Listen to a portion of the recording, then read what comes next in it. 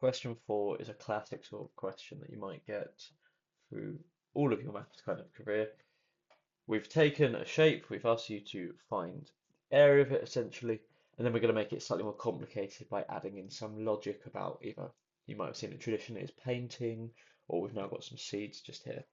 The first thing I'm going to do is I know he's going to have to cover the entire area, so let's actually just find the area first.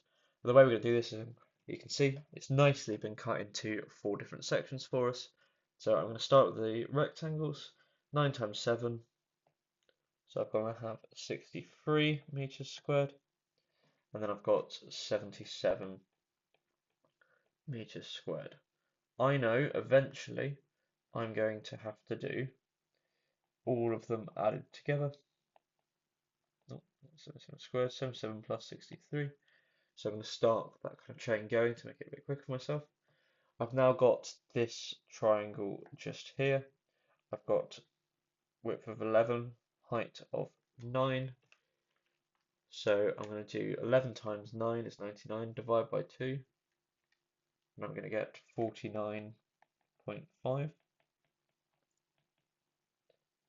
And then I can go on to the final part, which is our kind of quarter circle. I know an entire circle is pi r squared, so 1/4 of that is going to be 1/4 pi r squared. So it's going to be 1/4 times pi times r squared. What is my radius? Well, my radius is 7, as you can see. So we can do 1/4 times pi times 7 squared. And that is going to give me an answer of 38.4845.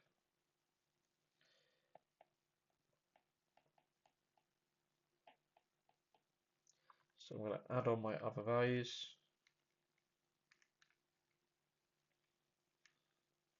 And that's going to give me a total of 227.98451 meters squared. So that would be the first part. As I say, they've made it more complicated. What they've decided to do is then take that area and do something with it. I'm told that each bag of seeds covers 14 meters squared. So the first thing I'm going to have to do is find out, well, how many 14s would fit into my number just there. So I'm going to divide by 14. And it's going to give me 16.2646 going on for quite a while.